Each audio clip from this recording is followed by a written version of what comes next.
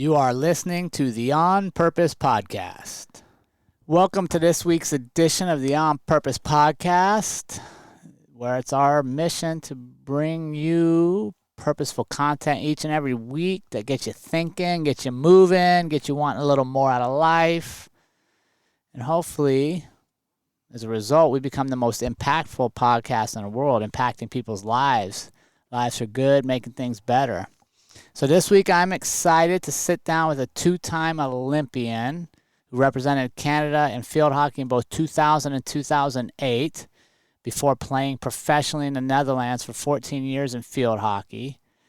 And he's a friend that we recently met on our trip through Baja, Mexico. We got to enjoy him and his family for about 2 weeks and sit down and have some great conversations. And I wanted to make sure we shared some of his story with you all here in this community. So I hope you enjoy this week's interview with Rob Short. Rob, my friend, welcome to the On Purpose Podcast. How are you today? Doing well, my friend. How are you? I'm blessed, dude. I'm suntanning, warm, chilling by the beach, my friend. We miss you, though. Yeah, we miss you guys. You're killing us down there. Wish we were still there. Yeah, well, I'm glad you're back home and doing the things that you do to make people better. And I'm just excited to get you on the show and be able to share a little bit of your story with our community and just let them learn from Rob Short, two-time Olympian. How cool is that? Yeah, it was always my dream, I guess. But I don't know. Did I take it for granted? I don't think so. I sure enjoyed it. Man, yeah, it was cool. It was cool. And if I could go back, I'd love to. And I'd make some changes, but I'd sure love to go back and try it again. But, yeah. When you hit your 50s, you realize that ain't happening. So. I don't know, man. I just saw somebody wanted to start the enhanced Olympics. I don't know if you saw that, where everybody gets to be on steroids. I'm like, yes, there's a chance again. Oh, maybe there is. Yeah, I can't remember the guy that was going to do it, but some kind of enhanced. No way. Yeah, where everybody gets steroids, so then you can kind of compare them. Oh my gosh. I don't know. Interesting. Yeah. Well, Rob, I'm excited to have you here, but before we get to like the heavy part and sharing your story, I got to make sure you're warmed up. Like I can't just have you try, especially like you said it, dude. We're in our 50s now. If we just jump right in the lift and we're going to tear something. That's for sure. So I got to warm up to get out of bed sometimes. So I don't want to take it for granted that you're warm. Yeah, I appreciate that. All right, you ready for this, Rob? Yeah. All right, you're stranded on a deserted island. You get to have one food for the rest of your life. What is Rob going to be eating? Okay. Yeah. Oh, yep. I would probably say pizza. Okay. It sounds a bit lame, but I love cheese, and we eat a lot of veg. We don't eat meat, and then I love bread, so I kind of can put it all into one. So I'd be probably pretty happy. I'd probably miss the red wine, but you said I could only have a food. So, yeah, there you go. All right, you get to have a superpower. What superpower would you want, and why would you want it? I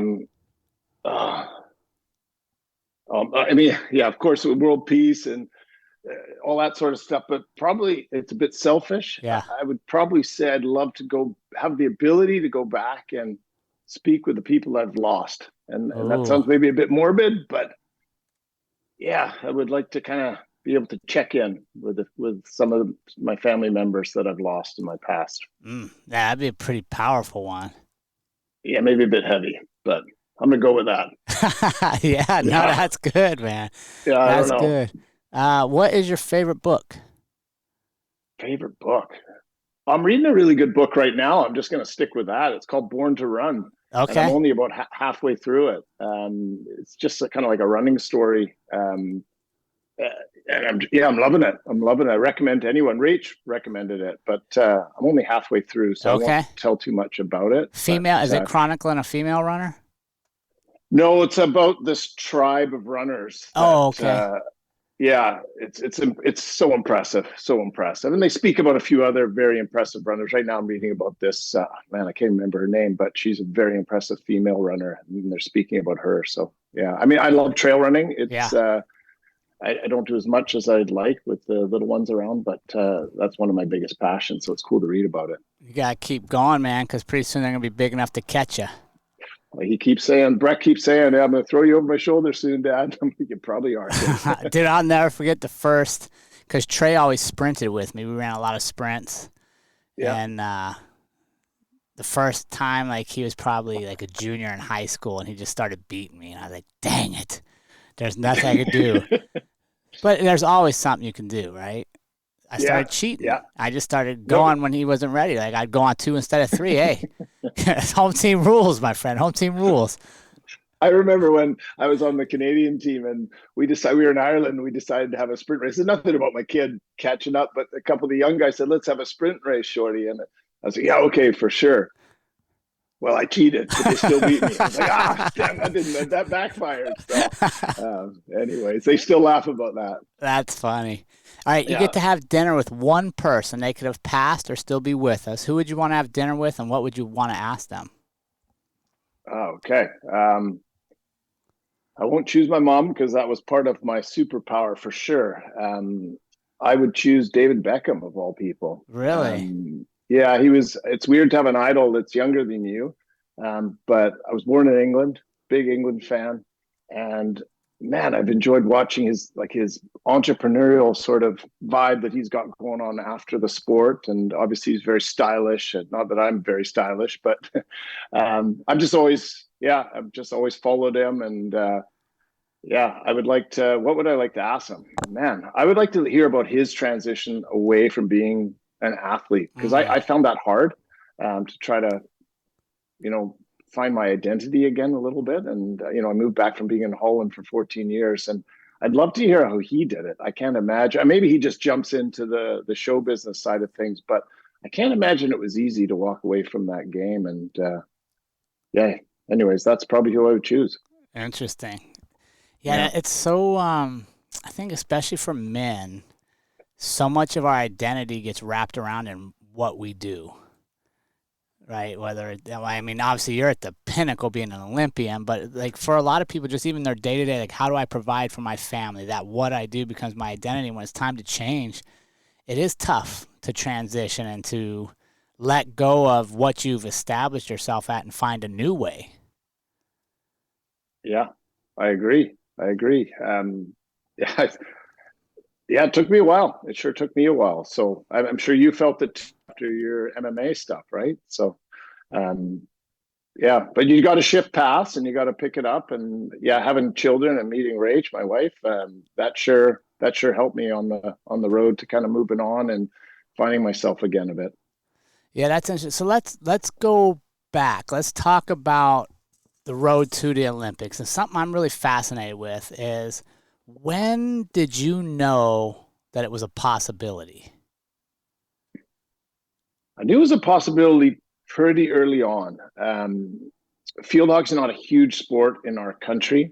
Um, and I was kind of playing soccer and field hockey at a young age. And around 15, I realized that, I was starting to get looked at by the national program. And Canada, sort of they make the Olympics quite often. So I was like, oh man, I could be Olympian. And I had these two coaches, Mike Muller and Guy Mannering, that really, we were in this small town called Tawasin, and they, Mike was playing in the Olympics. I can't remember what year it was. It must have been, was it LA 84? I Yeah, think he was LA was playing. And 84. I think it was 84. I remember watching him play. And so I would have been 12 years old. And I was just like, oh man, that is the best. And we had a few ball boying events at the World Cup and stuff where we could see these guys playing. And I kind of realized that, yeah, this is something that I can do. And so that, sort of 12 to 15, I played a lot of field hockey, and then I moved away from soccer. I actually wasn't even that good at soccer, if I'm honest. So it was an easy transition. And then I never looked back really. Yeah, but it was hard. It took me 4 years of trying out for the national team to make it. So it wasn't like I just walked in there. Right. Yeah, so your coach tells you, Rob, you got a shot at this. Yeah. Do you go home and tell your parents right away, or do you keep it to yourself? Oh yeah, I told my parents right away. I was pumped. So Yeah, I was pumped. what'd they say? I think they expected it, eh? Like Okay. I think they did. I think people were starting to talk and say, okay, this guy's got something, and um, I think they kind of expected it, and maybe I did as well. I hope that doesn't sound No, that's arrogant, but I good. was, yeah, I figured it was coming. I didn't figure into 4 years of training hard, trying to make the team, seeing all my buddies make it before me, and I found that really hard. That's what I didn't anticipate, but I think that might have been good for me. Yeah. What? So, because that was my next question. When they told you that, were you excited? Were you afraid? Nervous? Like when they first broke the news to you, like, hey, if you keep grinding and put your head down and focus on this path, this is possible. Yeah, I was excited.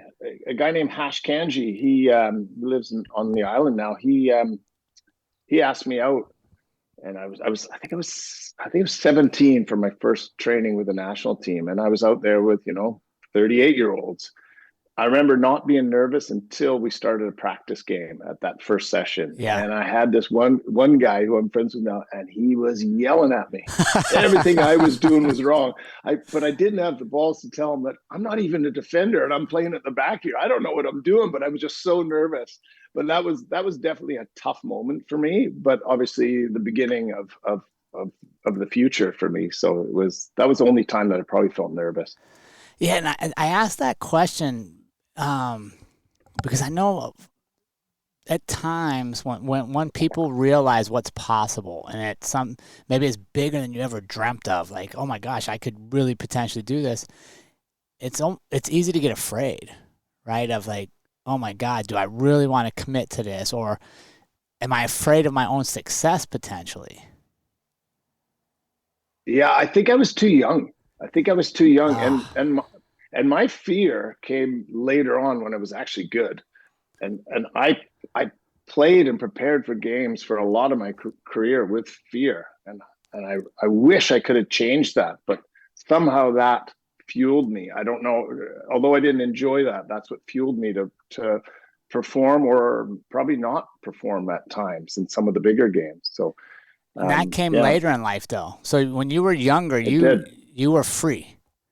Yeah, I felt free as anything. And the expectations aren't there, I think. And Yeah. I think that's big for athletes, right? When you get good, there's a lot of weight put on your shoulders Mm. and a lot of people depending on you. And that grows as the better you get and the more experience you get. Yeah, no, and I think that's fantastic for parenting. Since we've talked about kids and stuff, right? Is like kids are naturally free. Just Yeah. like you were like, this is what I expected because I'm working hard and training. And your parents, it doesn't sound like they put a bunch of additional pressure on you. They let you No. enjoy the process, and I think that's a great parenting tip, right? Is let's make sure we're not the ones creating the pressure. Yeah. Yeah. It's funny because I coach my little 6-year-old soccer, and some games he's just out to lunch. And, and and then I find myself a little bit frustrated. I'm like, wait a sec, those are my expectations of him, but he's 6. He Yeah, doesn't know, and I got to remind myself. I don't get frustrated yeah. with him, but I question him on it. Okay, why were you not so good today?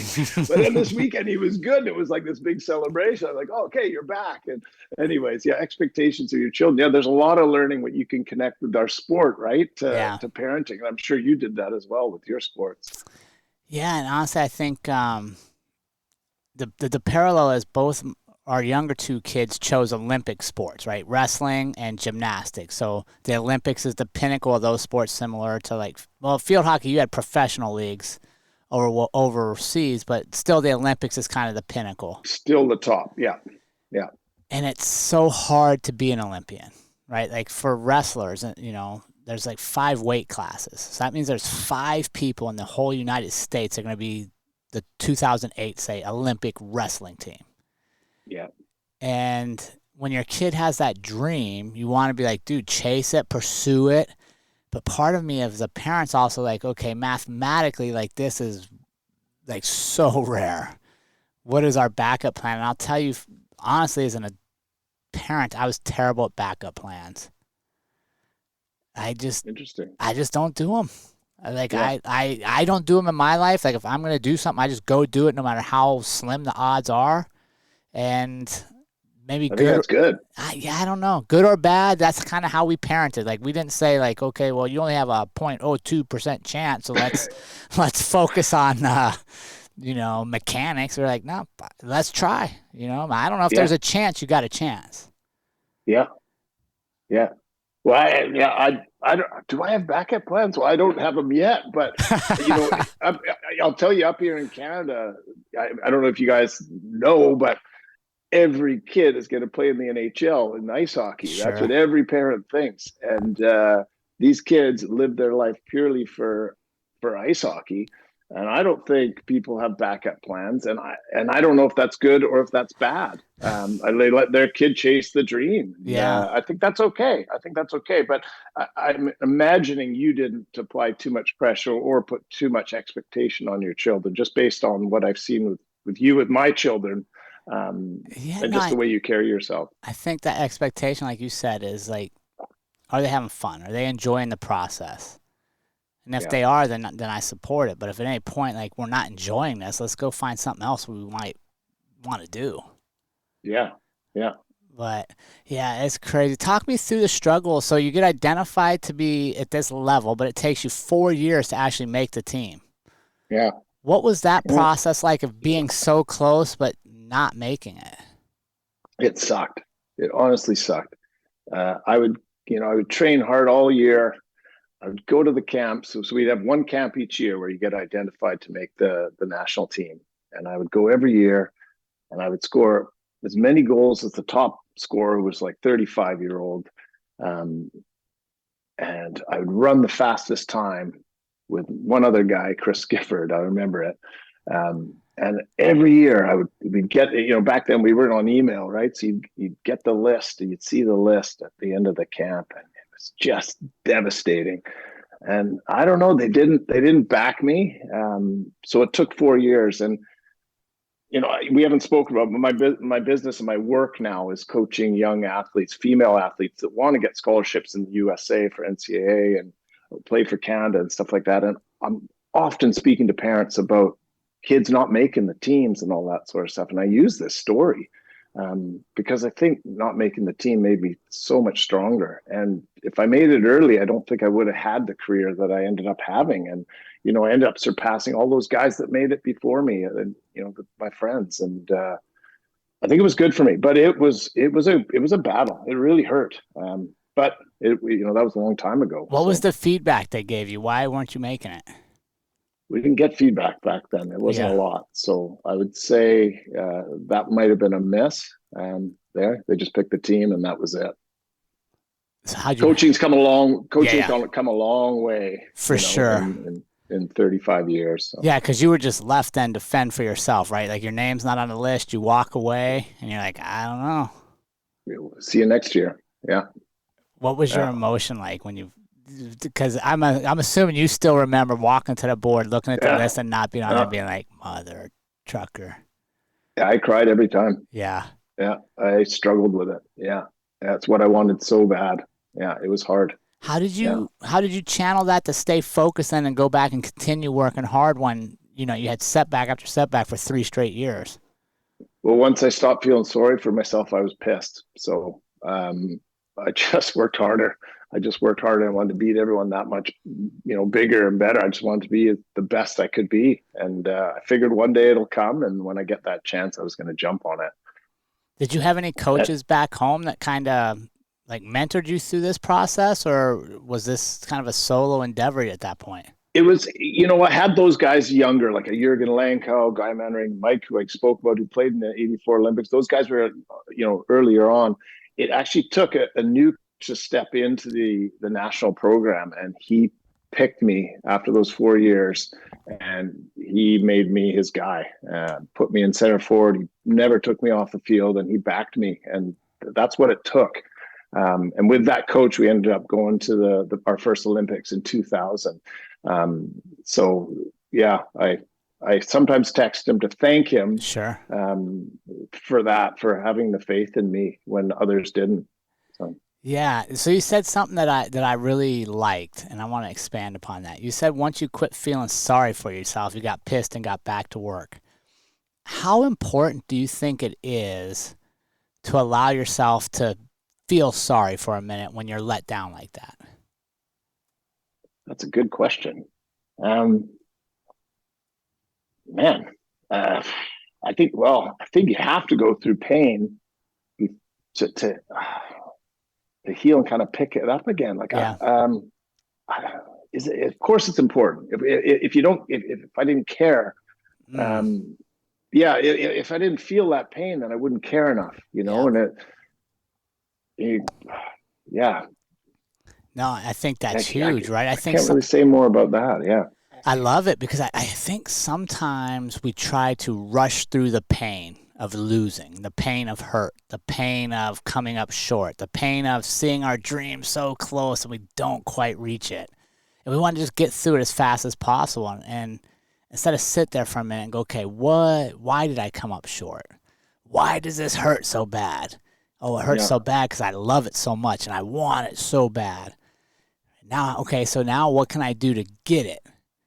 Right. yeah, And I think, like you said, if we rush through that, we don't necessarily learn the lessons there because coming up short, like you said earlier, not making it 4 years made you better yeah, for the next 20 years of your career.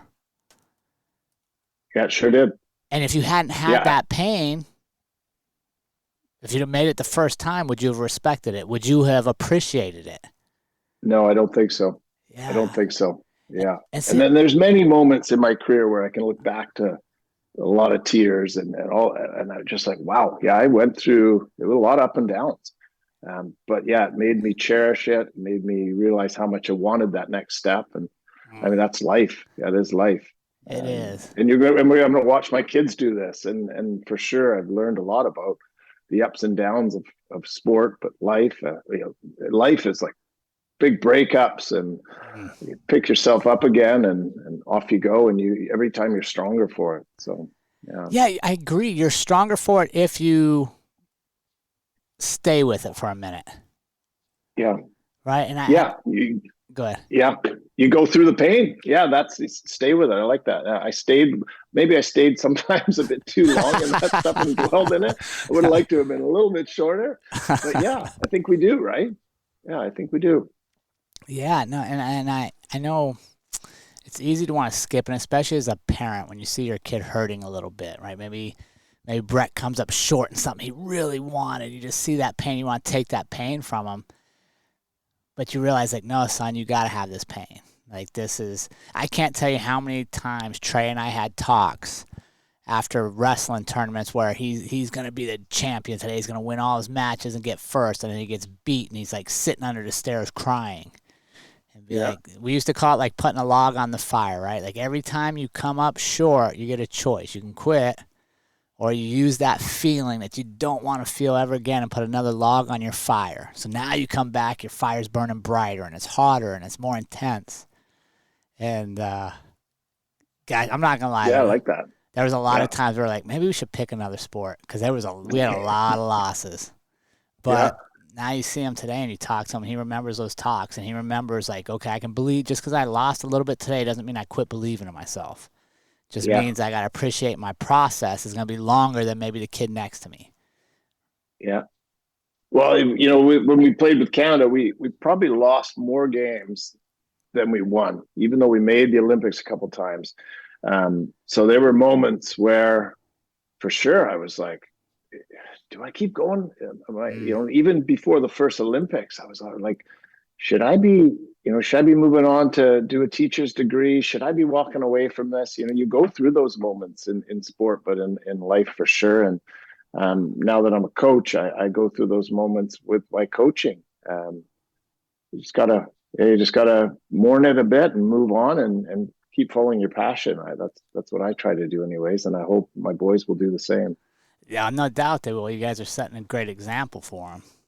I hope so. Yeah, Yeah, trying our best. Yeah, yeah, no, yeah, it's awesome to watch. And I want to ask you, you mentioned it earlier, like when you first got this possibility, you were free and you were training hard and working hard and you were coming up short, but you were still going after it. And then you mentioned that once you made it, you started having more expectations, which started creating more pressure for you.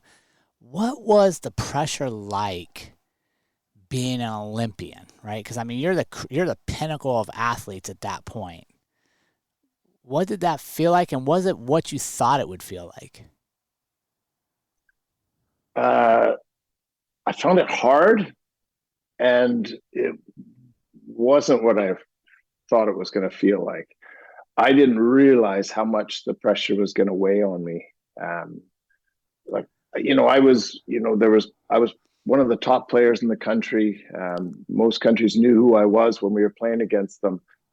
And I came across as a super confident, sort of powerful, pretty feisty field hockey player that people didn't on the other teams didn't love. But what people wouldn't have known is that before games, like my hands were shaking, I was gripping the stick too tight, and if when I was warming up, my first pass wasn't good, I'd be thinking about that, and that lasted a long time. So while people don't remember it, I look back on my early days, my first sort of early days, doesn't sound like that, but 10 years, first 10 years, a lot of the biggest games, I don't think I played to my best. And that's because I played with a bit of doubt sometimes.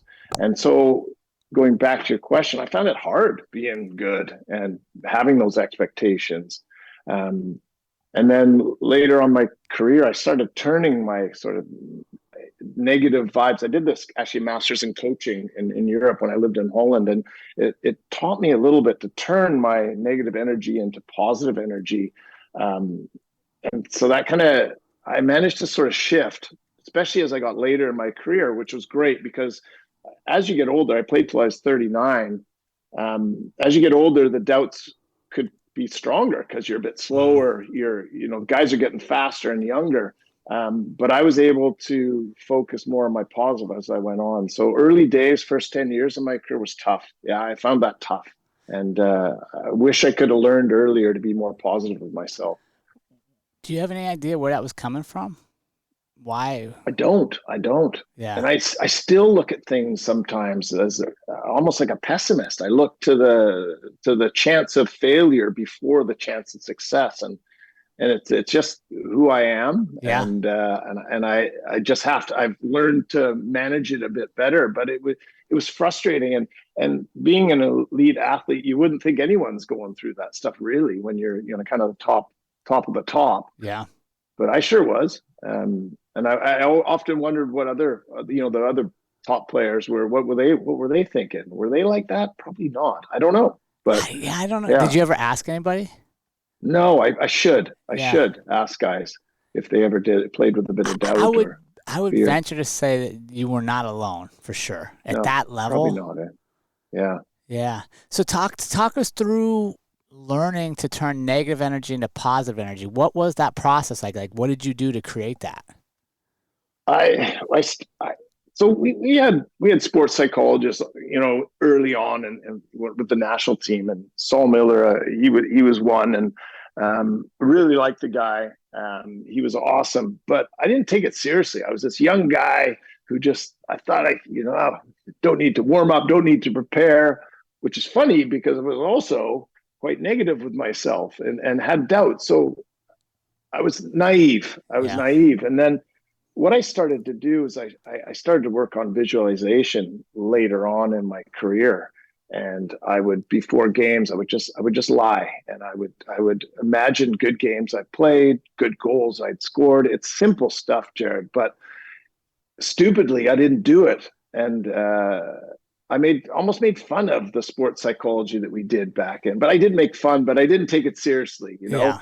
I fell asleep in a couple of our visualization sessions. Like, how embarrassing is that?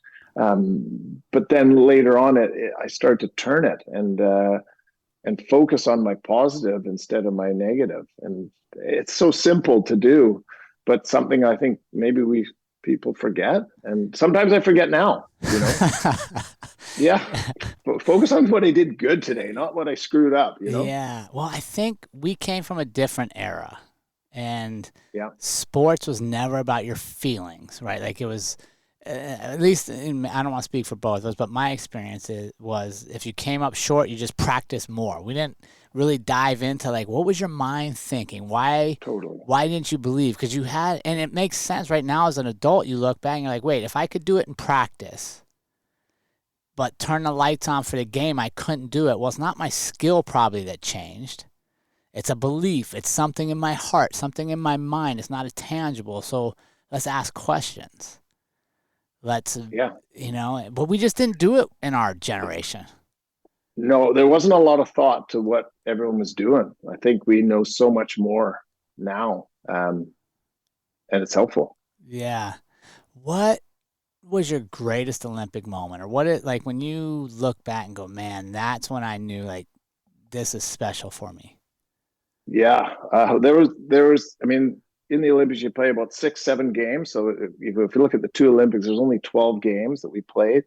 But probably my favorite moment, I think I spoke to you on the beach about this, is in 2008. We were in Beijing, and we were going out for the first game, and I was captain, so I was at the front of the line. And I remember looking back at my brother Pete, and he was on the team, and that was our dream. And I knew when I was walking out, I'm going to see my parents and my older brother.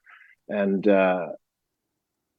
yeah, that's the most special moment for me, for sure. And I think I told you on the beach, I wish my brother and we were so fired up. We were playing against Australia. We knew we were in tough. But I wish I went over and gave him a big hug and said, yes, buddy, like we did this. But then we got into the game, and I didn't score my first Olympics in 2000 when I was supposed to be the hot shot goal scorer. Yeah. I didn't score one.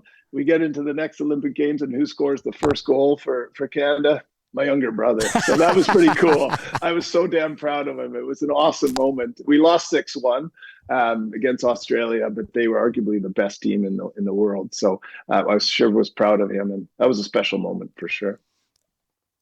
What would you say to our community that's like, oh, I resonate with that? Like, I've been in moments where I should have stopped and just celebrated, but I was so focused on the next thing that it passed me by.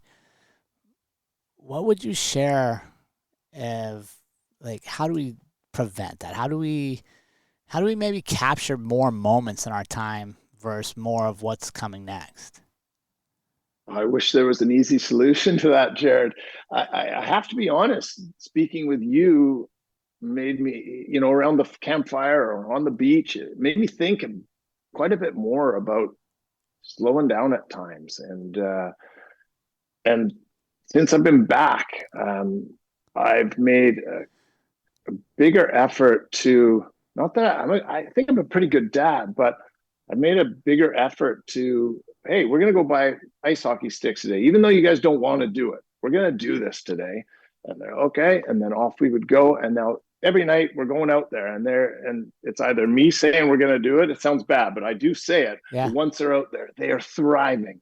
And before, I feel like I was just like, okay, you don't want to go, we don't want to go. But that's just sort of a small moment where I'm forcing myself to stop, to get off my computer, because always got stuff to do, be okay letting go of some work if I need to, and getting outside and playing street hockey with the boys, for example. And do I have a message for everyone? No, because I'm still learning so much at 51 here. But I since I've been back from this trip, we had the month away in California and in Mexico, I feel like I'm much more present. And yeah, work's important. You got to work and all that sort of stuff. But I feel like I'm doing a better job of managing my time. And it's sort of it's all over the place. No, answer, I love it. I think that's the message yeah. right there, is you're still learning, right? And I think that's critical for all of us to stay. And that was one of the things I was going to read in your introduction that really wanted to sit and talk with you. And I enjoyed our time in Mexico. And I was like, oh, I want to bring you to the community of the podcast, is your curiousness. You are just a generally curious human. And I love that, because I think, man, when we stay curious, we stay young, and we stay learning, and we stay open. And I really appreciated that about you. And it was, I don't know, days into our trip. So, we spent 2 weeks in Mexico together as strangers and then friends by the end of it. But it was at least 3 or 4 days before people even knew you were an Olympic athlete, because you were here asking questions about what did they do? How did they do this, right? You made everybody feel like they felt like they were the expert in whatever they told you. And I just applaud you for that. I mean, that's the life lesson to me, is staying curious. Well, thanks for that. I don't like hearing about me. I love hearing about other people. Yeah. And Rach and I come back from these trips, and we just did the math. We've been 6 months in our camper. We're not like you guys. We've been 6 months in our camper in 3 years. That's quite a bit Yeah. for people with like normal working lives and kids in school and stuff like that. But we got back, and we always say after these long trips, like, okay, what did you like the best? And every single time it's the people we met. And this one we cherish the most because we made some lifelong friends, which has been pretty special. Because often you don't get 2 weeks with people the way we did. So now we were, living with you guys and this group of 7 campers. And we just love getting to know people. So you guys, I remember sitting by the fire and was, okay, you got to tell me a story about being an Olympian. It was near the end of the trip. And I was like, I don't really want to do that. I want to keep learning. But yeah, no, I am very curious. And thankfully my wife, Rachel's the same. We love hearing people's stories. It's just so cool to see where everyone comes from and what they've done. Yeah. They're so powerful. And that's where we unite is around stories. Right. And when you get time to share people's stories, you quit looking for division, you quit looking for differences, and you see and respect somebody else's journey because it wasn't yours. Yeah. And they're all so different. Yeah. And no one's right. No one's wrong. They're just different. Yeah, absolutely. I mean, look at the difference in you and I. Like, we're the same age. Your kids are out and roaming the world and doing their awesome stuff. And my kids are just starting, so different, such different paths, but they're our paths, and they're interesting to each of us. And yet they still intersected for a reason. Yeah. Right. Yeah. Thankfully, my friend. And I think that's how the universe works, right? It puts us in places where we can learn, where we can grow, but we have to be open. We have to be curious. Yeah. And you are as well. Yeah. You guys both are. Yeah. I enjoy it. I want to talk to you about your hockey academy. So now you're back in Canada. You've created the Rob Shortfield Hockey Academy, and I loved this little statement that I saw on the website. This is training at a consistently high level with maximum effort will not only build confidence and skill on the field, but it will instill confidence and develop professionalism and excellence for everyday life. I love that part, that you're wanting to coach beyond the performance on the field and understanding the impact you're going to have on their lives. Yeah, for me, people think that because I was, playing in the Olympics and stuff, they think that I only care about high performance and girls achieving their goals athletically, making teams, getting scholarships, playing for Canada, that sort of stuff. But it's not that. There's a few things that I really, really want to kind of instill, and I want, it's really hard to explain, but I do like that sort of mission statement. I want kids to come in and feel attached to something, and maybe they're only in for one term, which is 3 or 4 months, and they walk away, but I want them walking away feeling that they grew, not only field hockey wise, but just as a person. And I'm very careful with my staff that I hire, my coaches, my managers.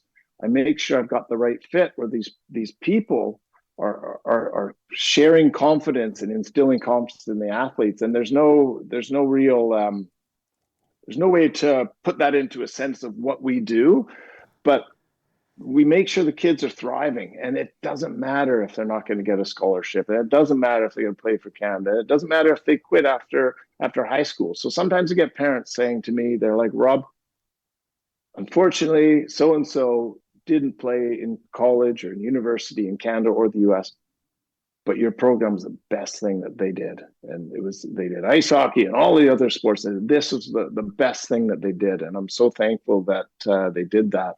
Keep doing what you're doing. And that's a win for me. That's more important for me than the kids that are getting scholarships or playing for Canada, although that's super special also. Kids just, they really enjoy what they're doing with us. And I'm super excited to be doing that. And, of course, I'd love to play still. But the second best job in the world, in my opinion, is being a coach and seeing these kids where I was many years ago.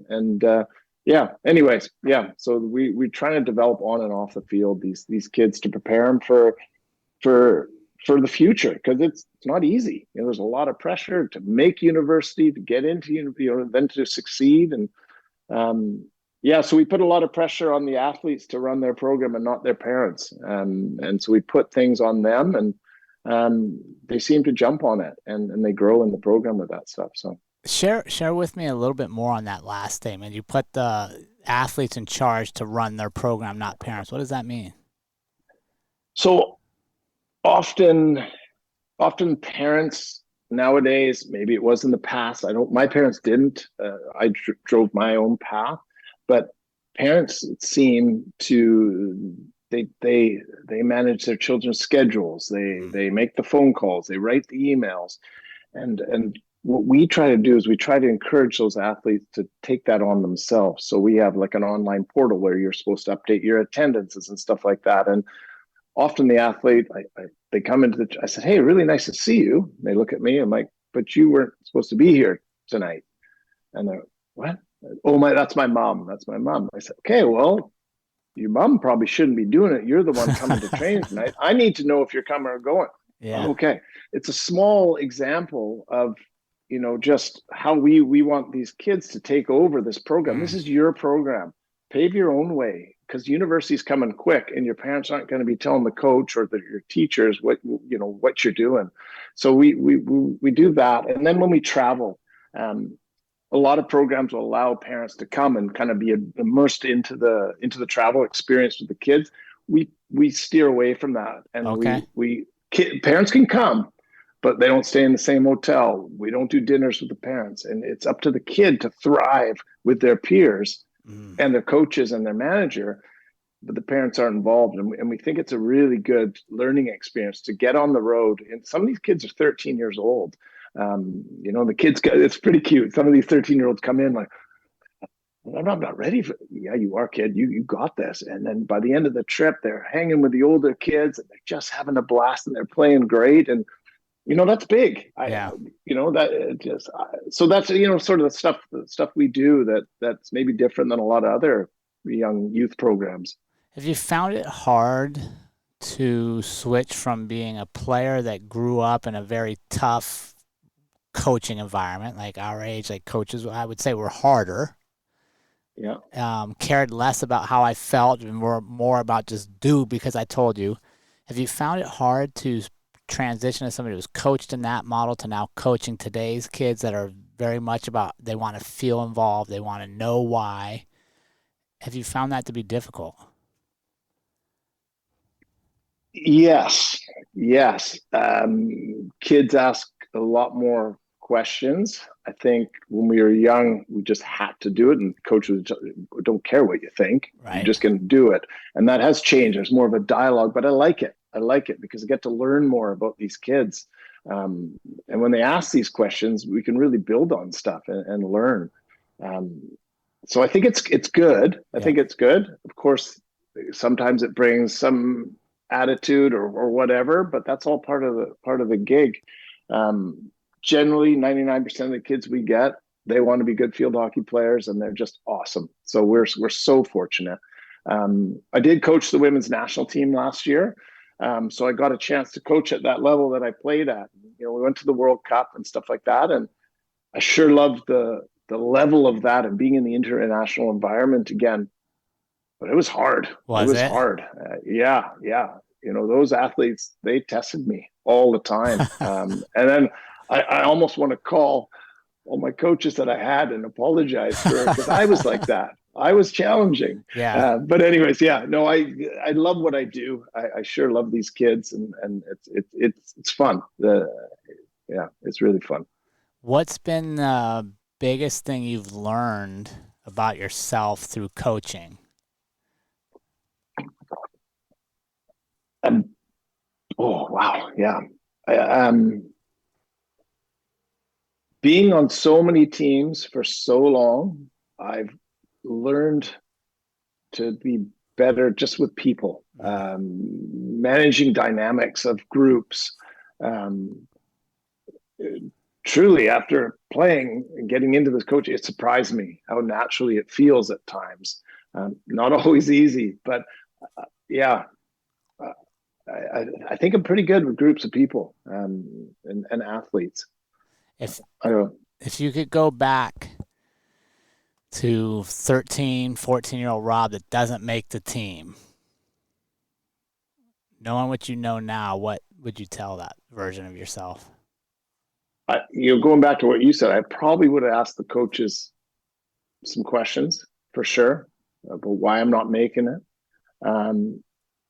But I would probably say don't change anything. Yeah, I'd probably say keep the fire going and push. I don't think I would change anything at that time. I would change stuff later on. Yeah, I think that's so important, man. Like, not to change our struggles and not to wear our struggles as a wound of embarrassment or failure, but to realize like those are battle scars. And you only get battle scars by being in the fight. And it's that fight that moves you forward. Yeah, it was interesting. You almost challenged me on the beach a little. Not challenged me because that sounds almost negative. But we spoke about regret. Yeah. And I have a lot. And both you and our buddy Chris were pretty shocked by the amount that I felt for my regrets. I wish I could just say, yeah, those are battle scars, and that made me who I am today. But for some reason, I feel those. I feel them. I haven't been able to move past it. And we spoke about that. And it was good for me to chat with you guys about that. Yeah, I think it's a ongoing process though, right? And I don't think it's a cookie cutter, whereas it's a certain time for everybody. Sometimes some battles take longer for a person to work through than for somebody else. And I think that's all right too. Or some you don't ever work through and they're just there. Potentially. Maybe. Yeah, potentially too. I'm no expert on it, that's for sure. I just know that we're not going to get out of this life unscarred. No. And we're not going to get out of this life without some hurt and pain along the way, but how we handle that's going to dictate where we end up. Yeah. Yeah, no, I learned that the way you think on the beach, and it was good to hear it. Doesn't mean I can do it, but yeah. Yeah, no, but it was dude. Impressive. Yeah, well, who knows? Who knows, right? Yeah. The cool thing is this ride isn't that long. By the time we get all the answers, the ride's over anyhow. It sucks, I know. Yeah. Well, Rob, where can our community stay connected with you at and follow along in you coaching the next generation of our female field hockey players, specifically out there in Vancouver? Well, yeah, I mean, we obviously have a website and Instagram with Rob Short Coaching, but yeah, I don't know. I don't think my story is that exciting, but yeah, I'm just here doing my thing and loving life and traveling as much as possible. Yeah. Well, we appreciate you, Rob. It's been an honor to have you on the show and to share your powerful story with our community, no matter how powerful you think it is or isn't, my friend. Yeah. Well, I appreciate you thinking it's powerful. Well, thank you very much for having me on, Jerrod. Appreciate it, my man. Thank you.